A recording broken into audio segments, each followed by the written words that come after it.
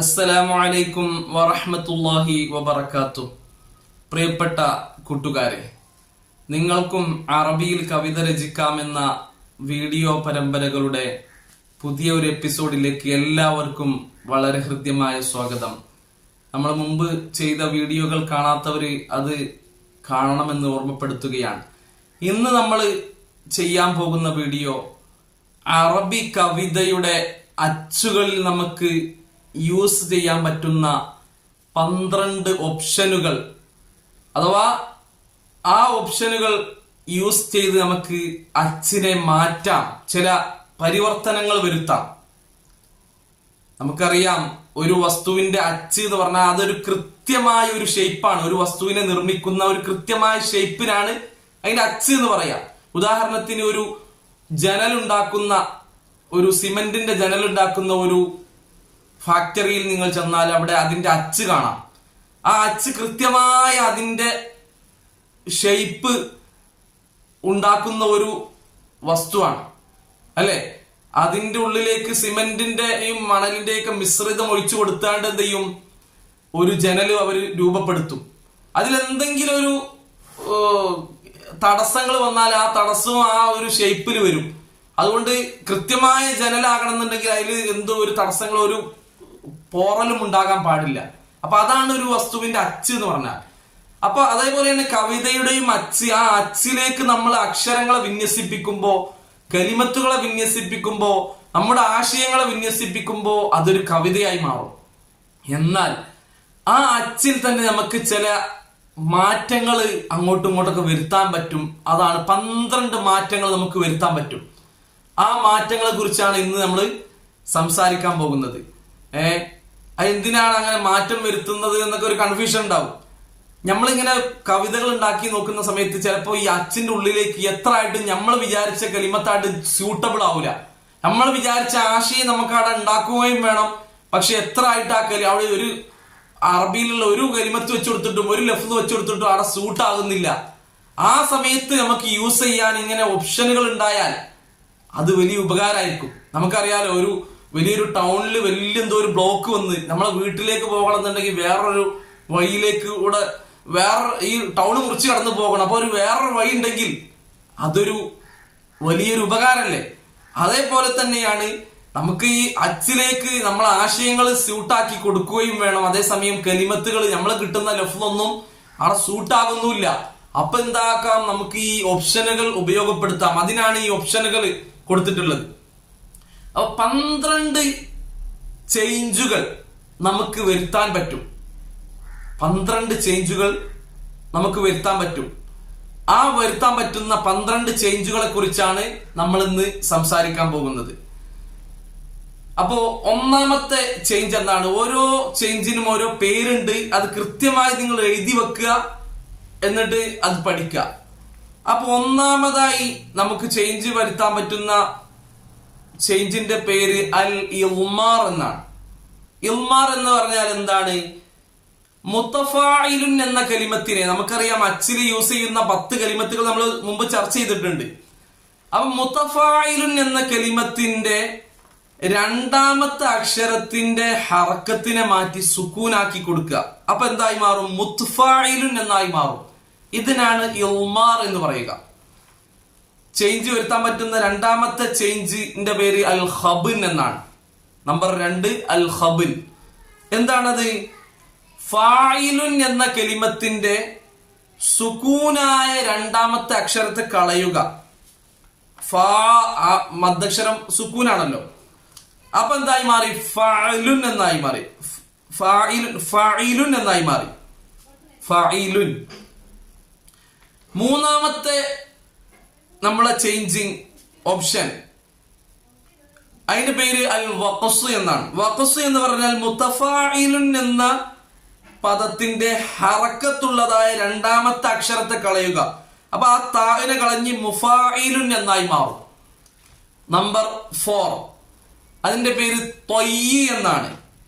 ത്വയ്യി എന്ന് പറഞ്ഞാൽ മുസ്തഫ്ഇലുൻ എന്ന കലിമത്തിന്റെ സുക്കൂനുള്ളതായ നാലാമത്തെ അക്ഷരത്തെ അങ്ങ് കളയുക. അപ്പൊ എന്തായി മാറി? മുസ്തഇലുൻ എന്നായി മാറി. മുസ്തഇലുൻ.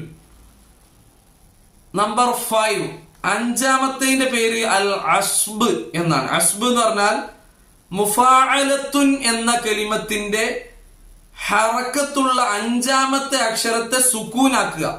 അഞ്ചാമത്തെ അക്ഷരത്തിന് സുക്കൂനാണുള്ളത്, ഹറക്കത്താണുള്ളത്. അതിനെ സുക്കൂനാക്കിയാൽ എന്തായി മാറി? മുഫാഅൽത്തുൻ എന്നായി മാറി. നമ്പർ 6 നമുക്ക് ചേഞ്ച് വരുത്താൻ പറ്റുന്ന കാര്യങ്ങളിൽ ആറാമത്തെ കാര്യം ഫുഊലുൻ എന്ന കലിമത്തിന്റെ സുക്കൂനായ അഞ്ചാമത്തെ അക്ഷരത്തെ കളയുക. അപ്പൊ എന്തായി? ഫുഊലു എന്നായി മാറി. നമ്പർ 7 അതിന്റെ പേര് അൽ അഖ്ല് എന്നാണ്. അഖ്ല് എന്ന് പറഞ്ഞാൽ മുഫാഅലത്തുൻ എന്ന കലിമത്തിന്റെ അഞ്ചാമത്തെ അക്ഷരം, അതിന് ഹർക്കത്താണുള്ളത്, അതിനാണ് കളയുക.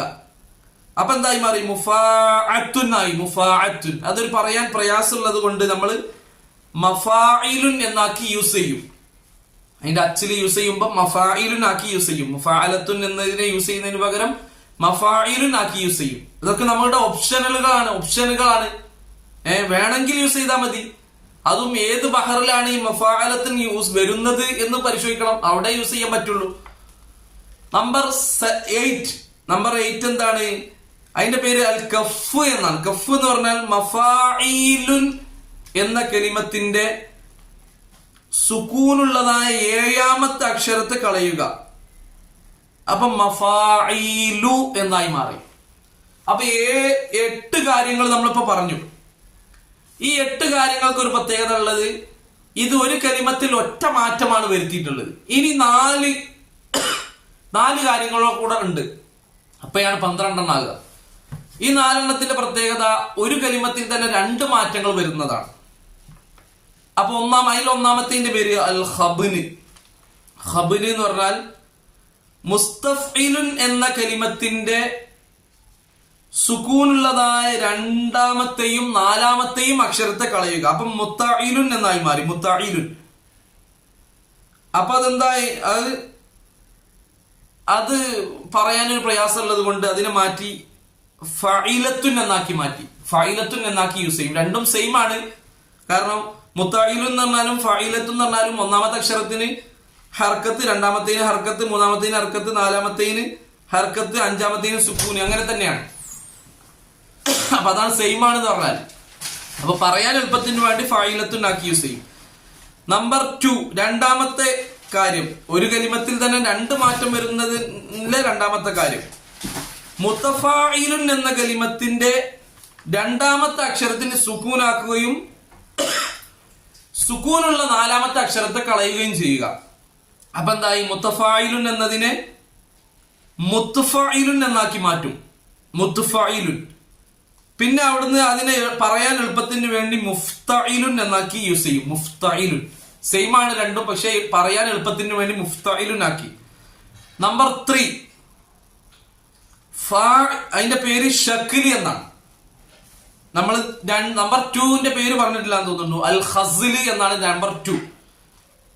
നമ്പർ 3 ഷക്ലി എന്നാണ് അതിന്റെ പേര്. എന്താണത്? സുക്കൂനുള്ളതായ 2ാമത്തെയും 7ാമത്തെയും അക്ഷരത്തെ കളയുക. ഏതിന്റെ? ഫാഇലാത്തുൻ എന്നതിന്റെ സുക്കൂനുള്ള 2ാമത്തെയും 7ാമത്തെയും അക്ഷരത്തെ കളയുക. അപ്പൊ ഫാഇലാത്തുൻ എന്ന് എന്തായി മാറും? ഫഇലാത്തു എന്നായി മാറും. ഫഇലാത്തു. നമ്പർ 4 4ാമത്തെ കാര്യം, അതിന്റെ പേര് നഖ്സ് എന്നാണ്. നഖ്സ് എന്ന് പറഞ്ഞാൽ മുഫാഅലത്തുൻ എന്നതിന്റെ 5ാമത്തെ അക്ഷരത്തെ സുക്കൂനാക്കുകയും 7ാമത്തെ സുക്കൂനായ അക്ഷരത്തെ കളയുകയും ചെയ്യുക. അപ്പൊ മുഫാഅലത്തുൻ എന്നുള്ളത് മുഫാഅൽതു എന്നായി മാറും. അപ്പൊ അത് പറയാൻ എളുപ്പത്തിന് വേണ്ടി മഫാഇലു എന്നാക്കി നമ്മൾ യൂസ് ചെയ്യും. അപ്പൊ ഇതാണ് 12 കാര്യങ്ങൾ. ഇതാണ് അറബി കവിതയുടെ അച്ചിൽ നമുക്ക് ചേഞ്ച് വരുത്താൻ പറ്റുന്ന 12 കാര്യങ്ങൾ. ഇനി അടുത്ത എപ്പിസോഡിൽ നമ്മൾ ചേഞ്ച് വരുത്താൻ പറ്റുന്ന 14 കാര്യം വേറെ പറയുന്നുണ്ട്. അതോടുകൂടെ ഈ ചേഞ്ച് വരുത്താൻ പറ്റുന്ന കാര്യങ്ങൾ അവസാനിക്കൂട്ടോ, കൂടുതലില്ല. ഇന്നത്തെ 12 കാര്യം അടുത്ത എപ്പിസോഡിലെ 14 കാര്യത്തിൽ നിന്ന് വ്യത്യസ്തമാണ്. അതുകൊണ്ടാണ് നമ്മൾ 12-നെ വേറെയും 14-നെ വേറെയും ആക്കിയത്. ഇന്നത്തെ 12 കാര്യങ്ങൾ അതിനുള്ള പ്രത്യേകത എന്തെന്ന് വെച്ചാൽ 2 പ്രത്യേകതകളുണ്ട്. ഒന്ന്, അറബി കവിതയുടെ ഒരു വരിയുടെ തുടക്കത്തിൽ വേണമെങ്കിൽ ആ മാറ്റം വരാം, മധ്യത്തിൽ കൊണ്ടുവരാം, അവസാനത്തിൽ കൊണ്ടുവരാം, ഏത് ഭാഗത്തും ഇത് നമുക്ക് യൂസ് ചെയ്യാവുന്നതാണ്. അതുപോലെ ഇത് ഒരു വരിയിൽ യൂസ് ചെയ്തു എന്നതുകൊണ്ട്, ഒരു വരിയിൽ അച്ചിന് നമ്മൾ ഈ ഒരു മാറ്റം വരുത്തി എന്നതുകൊണ്ട് എല്ലാ വരിയിലെ അച്ചിലും ആ ഒരു മാറ്റം വേണം എന്നില്ല. അതാണ് നമ്മൾ ബുർദയിൽ നമ്മൾ 3 വരികൾ നമ്മൾ മുമ്പ് അനലൈസ് ചെയ്തിട്ടുണ്ട്. അപ്പൊ നിങ്ങൾക്കൊരു സംശയം ഉണ്ടാവും, ബുർദയുടെ ജവാബ് മൗലായ സ്വല്ലി വസല്ലം അത് എന്തുകൊണ്ട് പരിഗണിച്ചില്ല, തുടക്കത്തിലെ ബെയ്ത്ത് അമിന്തതക്കുരിയാണല്ലോ അത് പരിഗണിച്ചില്ല എന്തുകൊണ്ട് എന്നൊരു സംശയം നിങ്ങൾക്കുണ്ടാകാം പഠിച്ചവർക്ക്. അതെന്തുകൊണ്ടാണ്? എല്ലാ വരികളും പൂർണ്ണമായ അച്ച് അല്ല, അതിൽ ചില വരികൾക്ക് അച്ചിൽ ചില ഈ ഓപ്ഷനുകൾ ഉപയോഗപ്പെടുത്തി ചില ചേഞ്ചിങ്ങുകൾ വരുത്തിയിട്ടുണ്ട്. അതുകൊണ്ടാണ് നമ്മൾ ആദ്യത്തെ വരികളൊന്നും എടുക്കാനിരുന്നത്. ആ എടുത്ത 3 വരികൾ പൂർണ്ണമായ അച്ചിന്റെ രൂപമാണ്, അതിൽ ഈ ഓപ്ഷനുകൾ പരിഗണിച്ചിട്ടില്ല. അപ്പോ ഈ ഓപ്ഷനുകൾ നമുക്ക് യൂസ് ചെയ്യുന്നത് നമുക്ക് എളുപ്പത്തിന് വേണ്ടിയാണ്, നമ്മളെ കവിത ഉണ്ടാക്കാനുള്ള എളുപ്പത്തിന് വേണ്ടിയാണ്. അപ്പൊ ഈ 12 എണ്ണത്തിന്റെ പ്രത്യേകത നമ്മൾ പറഞ്ഞു, തുടക്കത്തിൽ വരാം, മധ്യത്തിൽ വരാം, ലാസ്റ്റ് വരാം. അതേസമയം ഒരു വരിയിൽ വന്നാൽ എല്ലാ വരിയിലും വരൽ നിർബന്ധമല്ല, നമ്മൾ ഇഷ്ടം പോലെ യൂസ് ചെയ്യാവുന്നതാണ്. അടുത്ത എപ്പിസോഡിൽ നമ്മൾ പറയാൻ പോകുന്ന 14 കാര്യങ്ങൾ, അതും അറബി കവിതയുടെ അച്ചിൽ ചേഞ്ച് വരുത്താൻ പറ്റുന്ന 14 കാര്യങ്ങളാണ്. പക്ഷെ അതിനൊരു ചില പ്രയാസങ്ങളുണ്ട്. ഒന്ന്, അത് കവിതയുടെ തുടക്കത്തിലും മധ്യത്തിലും എല്ലായിടത്തും യൂസ് ചെയ്യാൻ പറ്റൂല. അത് അരവരിയുടെ അവസാനത്തിൽ മാത്രമേ യൂസ് ചെയ്യാൻ പറ്റുള്ളൂ. നമുക്കറിയാം അറബി കവിത 2 അരവരികളാണ് ഉണ്ടാകുക, ഓരോ അരവരിയുടെയും അവസാനത്തിലേ അത് യൂസ് ചെയ്യാൻ പറ്റുള്ളൂ. അതുപോലെ ഒരു വരിയിൽ നമ്മൾ യൂസ് ചെയ്താൽ പിന്നെ ആ കവിതയുടെ മൊത്തം വരിയിലും അത് യൂസ് ചെയ്യൽ നിർബന്ധമാണ്.